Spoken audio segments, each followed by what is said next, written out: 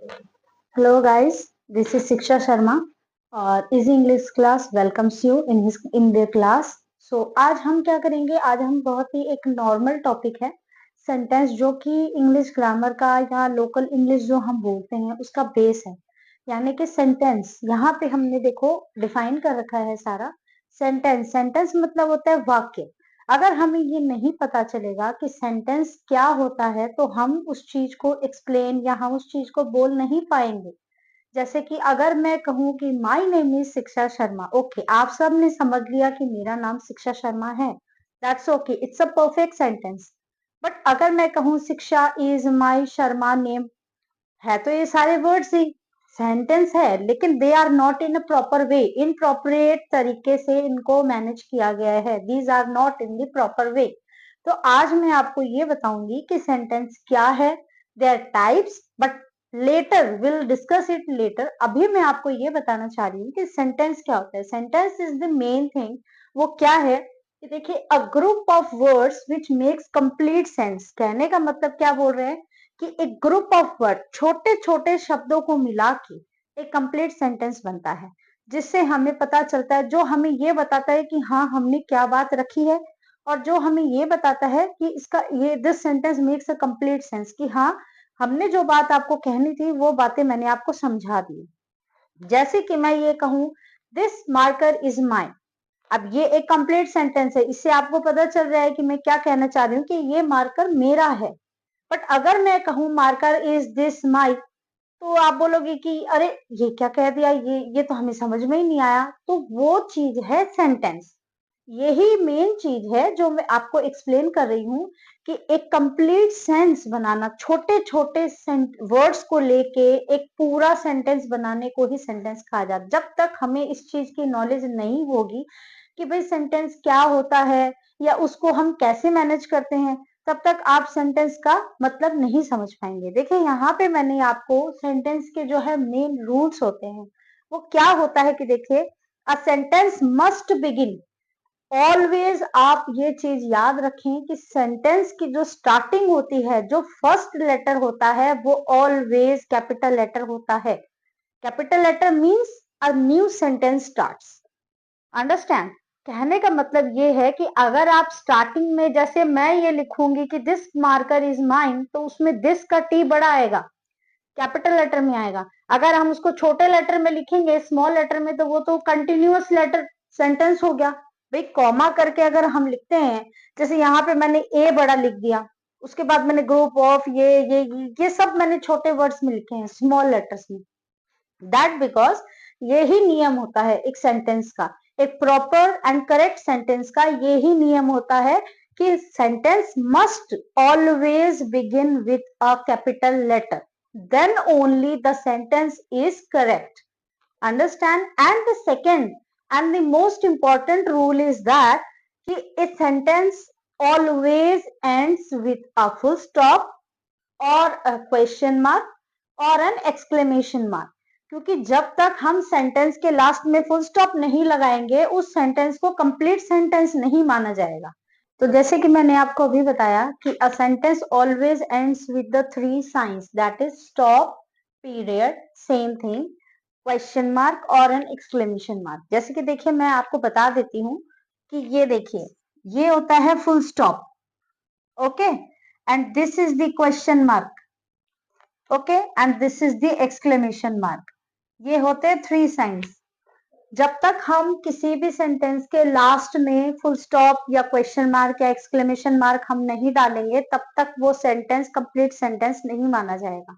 अभी मैंने आपको जैसे बताया कि कैपिटल लेटर से स्टार्ट होता है, वो चीज उसके बारे में मैं आपको लेटर जो टाइप्स एक्सप्लेन करूंगी उसके अंदर सारी डिटेल्स होगी। बट वहां बीच में सेंटेंस के बीच में ब्लॉक लेटर कब हम यूज कर सकते हैं, जब हम किसी पर्टिकुलर, जैसे कि मैं आपको कहती हूँ द ताजमहल, अब वहां पे ताजमहल में हम टी बड़ा करेंगे, छोटा नहीं, उसको हम कैपिटल लेटर से लिखेंगे। हम ताजमहल को छोटे से डिनोट नहीं कर सकते, क्योंकि वो एक बड़ी चीज है, it's a big thing.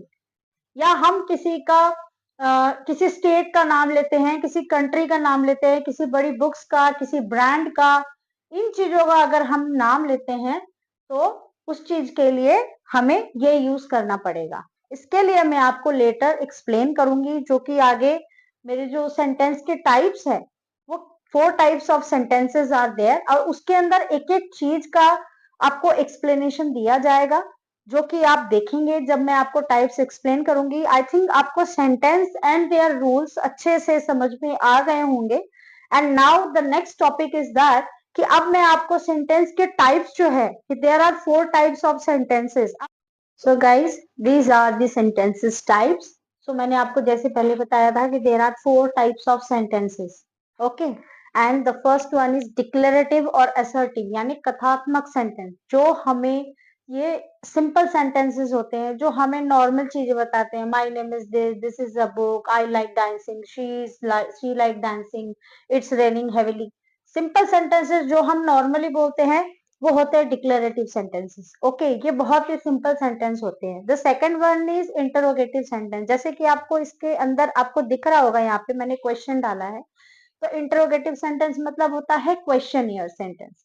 What is your name, how old are you, understand, ये होते हैं क्वेश्चनेबल सेंटेंस। इंटरोगेटिव सेंटेंस मतलब प्रश्नवाचक, जिसमें हमें कोई क्वेश्चन करता है या हम किसी से क्वेश्चन करते हैं। The third one is imperative, यानी हम किसी को कमांड करते हैं, किसी को ऑर्डर देते हैं, do that, go there, come here.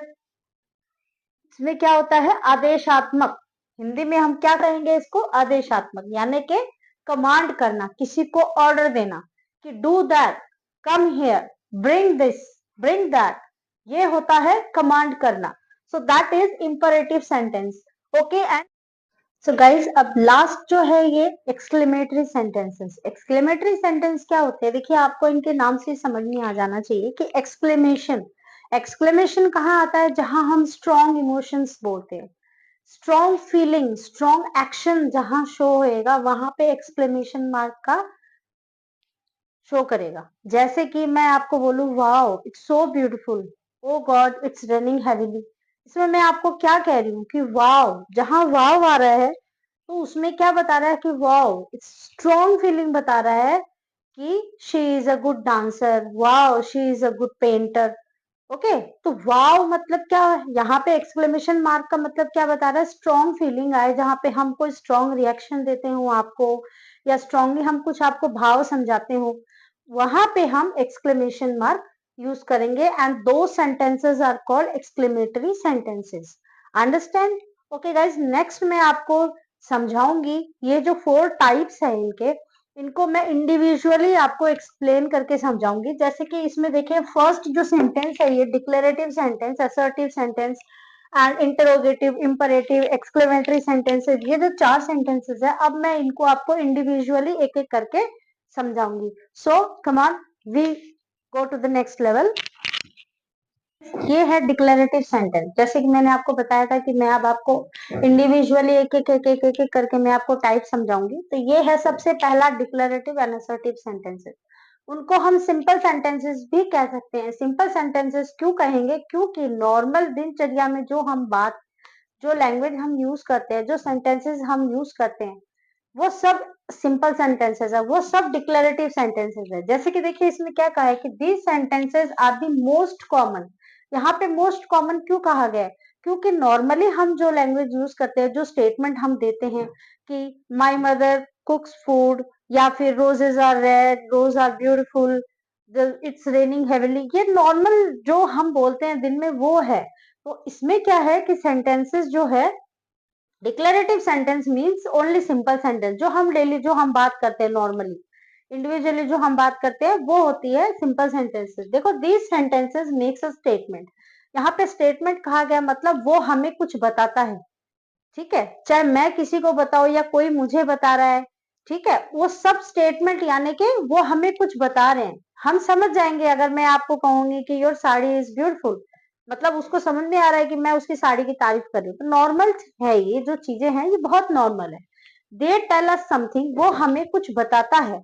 And they and with a full stop, जैसे कि मैंने आपको इससे पहले भी आपको मैंने बताया था कि स्टेटमेंट जो ये होता है, सेंटेंसेस होते हैं, ये always they ends with a full stop. और इस सेंटेंसेस की साइन क्या होती है, जो कि एक नॉर्मल स्टेटमेंट है, नॉर्मल सेंटेंस है, तो उसमें क्या होता है, लास्ट में फुल स्टॉप आएगा। जैसे कि मैं ये कहूँ कि your sari is beautiful, full stop, मतलब मैंने अपनी स्टेटमेंट दे दी, मैंने अपनी बात खत्म कर दी कि आपकी साड़ी बहुत सुंदर है। सो दे कैन बी पॉजिटिव और नेगेटिव। पॉजिटिव और नेगेटिव का मतलब क्या, आपकी साड़ी बहुत सुंदर है, आपकी साड़ी बिल्कुल सुंदर नहीं है। इसका मतलब ये होता है कि अगर हम, नेगेटिव भी हो सकता है ये डिक्लेरेटिव सेंटेंस, और पॉजिटिव भी हो सकता है। देखिए मैंने यहाँ पे एग्जांपल भी दिया है आपको, और ये इसका स्ट्रक्चर है कि subject plus verb plus object.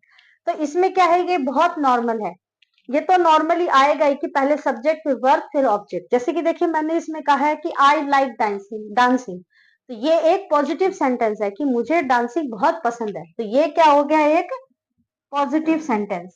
Okay, ये क्या बन गया, एक पॉजिटिव सेंटेंस। और उसी के नीचे मैंने एक नेगेटिव सेंटेंस भी लिखा है कि आई डोंट। डोंट का मतलब होता है यहाँ पे डू नॉट। ओके, डोंट का मतलब क्या होता है यहाँ पे, do not. I don't like dancing यानी मुझे डांसिंग पसंद नहीं। तो आई डोंट लाइक डांसिंग ये हो गया एक नेगेटिव सेंटेंस। जैसे कि मैंने आपको बताया इसमें पॉजिटिव और नेगेटिव दोनों सेंटेंसेस होते हैं, ठीक है। अब आई थिंक आपको ये सेंटेंस का जो डिक्लेरेटिव सेंटेंस जो मैंने समझाया है वो आपको अच्छी तरह समझ में आ गया होगा। देख लीजिए, अगर आपको ये वीडियो अच्छा लगे तो प्लीज लाइक जरूर करें, और अगर आप नए हैं इस चैनल पे तो प्लीज मेरे चैनल को सब्सक्राइब जरूर करें। So come on, we go to the next point. Now let me explain you the next point.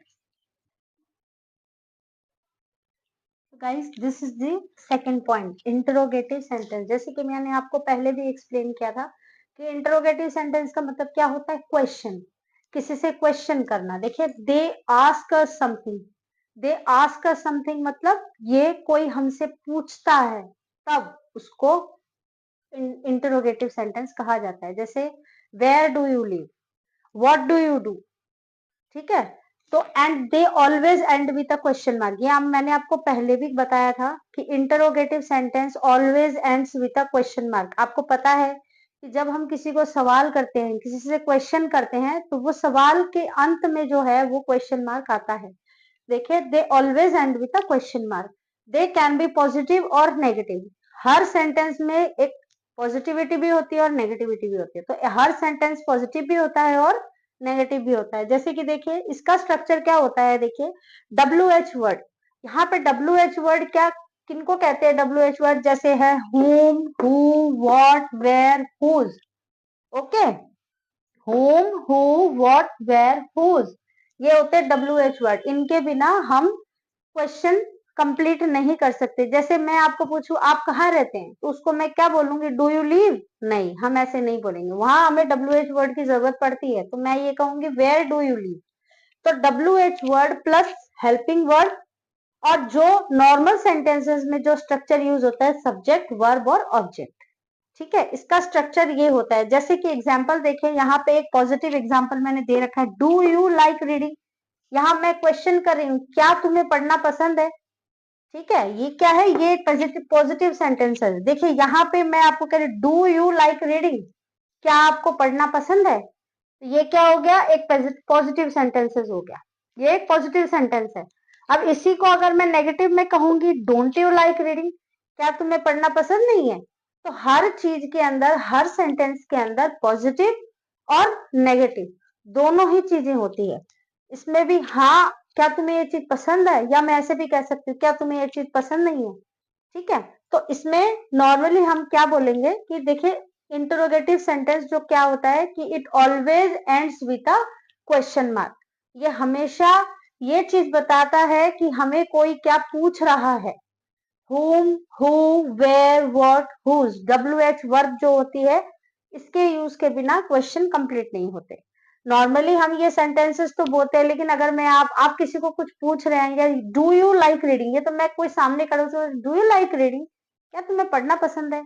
लेकिन अगर मुझे कोई ऐसे पूछे कि where do you live, where do you do, what do you do, तो उसमें क्या होता है कि वो क्वेश्चन WH वर्ड के बिना कंप्लीट नहीं होते हैं।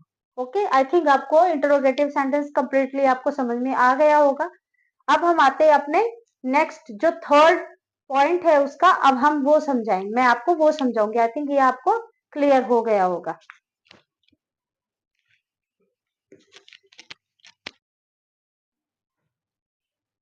So guys, this is the third point. Okay, imperative sentence. imperative sentence का मतलब होता है किसी को कमांड करना या इंस्ट्रक्शन देना. ठीक है, किसी को कमांड करना या इंस्ट्रक्शन देना. देखिए, imperative sentence gives a command or an instruction. ठीक है, ये किसी को कमांड देता है, ऑर्डर देता है, या हम कह सकते हैं रिक्वेस्ट भी बोल सकते हैं हम, या इंस्ट्रक्शन की जाओ, go, come, stop, don't cry, इस तरीके की. ठीक है, they tell us to do something. ये हमें क्या बताता है कि किसी को क्या चीज करनी है, उस चीज के बारे में बताता है. And they and with a full stop, और वो अंत में क्या आता है, उसके फुल स्टॉप, जिससे हमें ये समझ में आ जाएगा कि ये सेंटेंस यहाँ खत्म हो चुका है. और एन एक्सक्लेमेशन मार्क. ठीक है, जो कि मैंने आपको बताया था कि हर सेंटेंस के लास्ट में या तो पॉइंट आएगा, ठीक है, या फुल स्टॉप, या फिर एक्सक्लेमेशन मार्क, या फिर क्वेश्चन मार्क. तो यहाँ पे क्या आएगा कि या तो फुल स्टॉप आएगा या एक्सक्लेमेशन मार्क आएगा. देखिए, दे कैन बी पॉजिटिव और नेगेटिव. जी हाँ, इसमें भी ये सेंटेंस भी पॉजिटिव भी हो सकते हैं और नेगेटिव भी हो सकते हैं. जैसे कि देखिए, इसमें एक बहुत इंपॉर्टेंट एक चीज है, इसमें नोट करने वाली चीज क्या है कि usually there is no subject because the subject is understood. मतलब इसमें कोई सब्जेक्ट नहीं होता. जो हमें कहना है, जो हम किसी को कहते हैं या कोई हमें कुछ कहता है, वो हम समझ जाते हैं बिना सब्जेक्ट के. जरूरी नहीं है, अगर मैं आपको ये बोलूं कि इसका स्ट्रक्चर जैसे ये बेस वर्ब और ऑब्जेक्ट ही है खाली, जिससे हमें समझ में आ जाएगा कि देखिए यहाँ मैं बोलती हूँ कि कम हियर, इसे आपको समझ, मैं ये नहीं कहूंगी प्लीज यू कम हियर. अगर आप मेरे सामने खड़े हैं, मैं आपको ये कहूंगी कि कम हियर, तो आपको पता है कि ये मुझे पास बुला रही है, तो ये मुझे कह रही है कि कम हियर. या फिर हम किसी को कहते हैं कि डू दैट, तो you go and do that, ऐसे नहीं बोलेंगे हम क्या बोलेंगे, डू दैट. मतलब वो समझ गया कि ये हमें कुछ करने के लिए कह रही है कि तुम जाके वो करो. इसीलिए इसमें सब्जेक्ट का इस्तेमाल नहीं होता है. जैसे कि मैंने आपको बताया कि पॉजिटिव और नेगेटिव, इसमें भी दोनों ही चीजें होती है. जैसे हम कहेंगे किसी को स्टॉप, तो वो वहीं रुक जाए. मैं ये नहीं कहूंगी तुम राहुल यू स्टॉप, नहीं, ऐसे नहीं बोलूंगी, क्योंकि मेरे सामने वो, मैं उसको वैसे भी कह सकती हूँ कि स्टॉप मतलब रुक जाओ. ये हो गया हमारा पॉजिटिव सेंटेंस. ठीक है, और मैं उसको ये भी कह सकती हूँ कि डोंट स्टॉप, मत रुको. तो ये हो गया हमारा नेगेटिव सेंटेंस. तो हर सेंटेंस के अंदर पॉजिटिव और नेगेटिव दोनों ही सेंटेंसेस आएंगे. आई थिंक गाइज आपको इंपेरेटिव सेंटेंस अच्छे से समझ में आ गया होगा. इसके अंदर जो नोट है इसको आप एक बार गौर से देखें. और जो ये सेंटेंस है ये बहुत ही इजी है, और normally negative and positive both sentences इसके अंदर आएंगे. इसमें सब्जेक्ट का यूज नहीं होगा, क्योंकि सब्जेक्ट हम खुद है, हम खुद समझा देते हैं उसको कि हमें क्या कहना है. ओके, आई थिंक ये आप अंडरस्टूड हैं, आप समझ गए होंगे. Come on guys, let's next go to the next point, that is the last point, exclamatory sentence. Okay, so guys, this is the fourth point, exclamatory sentences. This is the last point.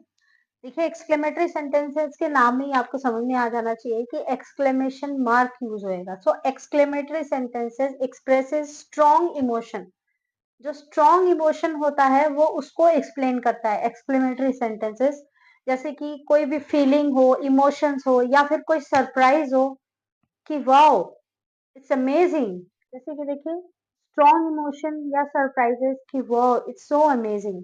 जो चीज ज्यादा जोर दे के आपको बता रही है कि क्या यहाँ पे क्या इमोशंस है, वो क्या बताना चाह रहा है, वहां पे आप एक्सक्लेमेशन मार्क यूज करेंगे. और ये ऑलवेज एक्सक्लेमेशन मार्क जो है वो हमेशा लास्ट में एक्सक्लेमेशन मार्क से ये सेंटेंस खत्म होगा. It always ends with a exclamation mark. इसका यही साइन है, अगर कोई सेंटेंस के लास्ट में एक्सक्लेमेशन मार्क आता है तो this sentence is called exclamatory sentences. जैसे कि देखिए, इसका भी एक स्ट्रक्चर है कि व्हाट के साथ हम क्या यूज करेंगे, व्हाट प्लस एडजेक्टिव यूज करेंगे, फिर नाउन, फिर सब्जेक्ट, फिर वर्ब. ये है व्हाट के साथ में, दिस इज फॉर व्हाट. और हाउ के साथ हम क्या यूज करेंगे, हाउ में एडजेक्टिव और एडवर्ब हम दोनों यूज कर सकते हैं, plus object plus subject plus verb. Okay, जब व्हाट है तो वहां हम सिर्फ एडजेक्टिव यूज करेंगे, लेकिन हाउ है तो वहां एडजेक्टिव और एडवर्ब हम दोनों यूज कर सकते हैं. जैसे कि देखिए यहाँ पे क्या लिखा हो, हाउ वेल शी सिंग्स, वो कितना अच्छा गाती है. ठीक है, यहाँ पे क्या बताया गया, देखिए यहाँ पे हाउ के साथ जो स्ट्रक्चर है एडवर्ब और एडजेक्टिव यूज कर सकते हैं हम यहाँ पे। और ये क्या है सेकंड एग्जांपल कि what an interesting story it was, कि वाओ कितनी इंटरेस्टिंग स्टोरी थी वो। ये आपको जोर दे के बता रहे हैं कि वाओ कितनी इंटरेस्टिंग स्टोरी है ये। तो इससे हमें ये समझ में आ रहा है कि वो स्टोरी सच में ही बहुत इंटरेस्टिंग है। तो दोनों सेंटेंसेस के लास्ट में देखिए एक्सक्लेमेशन मार्क यूज किया गया है। ठीक है, तो एक्सक्लेमेटरी सेंटेंसेस का मेन इंपॉर्टेंट थिंग क्या है कि it always ends with a exclamation mark. और ये बहुत ही स्ट्रॉन्ग फीलिंग को, स्ट्रॉन्ग इमोशन को या स्ट्रॉन्ग सरप्राइजेस को रिप्रेजेंट करता है। ठीक है गाइस, इसके बाद में मैं आपको एक नोट देती हूँ जो कि आप उससे अच्छी तरह समझ जाएंगे। आप कहेंगे कि डिक्लेरेटिव सेंटेंस भी लग रहा है ये तो नॉर्मल सेंटेंस है, लेकिन मैं आपको बताऊंगी कि नहीं, डिक्लेरेटिव सेंटेंस में और इसमें एक बहुत माइनर सा डिफरेंस है जो कि मैं आपको अभी समझा देती हूँ। ये नोट जो है ये बहुत इंपॉर्टेंट है। देखिए इसमें क्या बताया गया है कि sometimes they look like a declarative sentence. जैसे कि मैंने आपको बताया कि कई बार ऐसा होता है कि सेंटेंसेस बिल्कुल सिंपल लगते हैं, तो आप ये कहेंगे मैम ये डिक्लेरेटिव सेंटेंस लग रहा है, लेकिन नहीं, ऐसा नहीं है। इसीलिए कहा गया है कि इसमें एक्सक्लेमेशन मार्क यूज करना है, क्योंकि एक्सक्लेमेटरी सेंटेंस के अंदर स्ट्रॉन्ग फीलिंग, स्ट्रॉन्ग इमोशंस और स्ट्रॉन्ग सरप्राइजेस बताए जाते हैं। इसीलिए उसमें एक्सक्लेमेशन मार्क यूज किया जाता है, और एक्सक्लेमेशन मार्क से ही हमें समझ में आता है कि that is an exclamatory sentences. तो ये बहुत माइनर सा डिफरेंस है। इसीलिए देखिए इसमें मैंने क्या बताया है आपको कि they expresses a strong emotion, वो स्ट्रॉन्ग इमोशन एक्सप्रेस करते हैं। और so make sure that you are using a exclamation mark. हमेशा इस चीज का ध्यान रखें कि कभी भी इसी तरह का कोई सेंटेंस यूज करे तो उसके लास्ट में आप एक्सक्लेमेशन मार्क जरूर दें, जैसे कि वाओ दैट वाज अमेजिंग, कि वाओ बहुत, दैट वाज सो अमेजिंग, तो वो बहुत अच्छा था, तो अच्छा था, बहुत अच्छा था। ये जो एक्सप्रेशन होता है ना, ये जो इमोशंस होते हैं, ये जो एक्सप्रेशंस होते हैं, इसमें अगर आप एक्सक्लेमेशन मार्क लगा देंगे तो दैट इज टोटली क्लियर कि this is an exclamatory sentences. Okay guys, I think आपको सबको समझ में आ गया होगा। एंड अगर फिर भी आपको किसी भी तरह की कोई क्वेरी है तो प्लीज आप कमेंट सेक्शन में जरूर बताएं। बस इतना ही। अब हम मिलेंगे किसी नेक्स्ट वीडियो में किसी नए टॉपिक के साथ। सो बाय।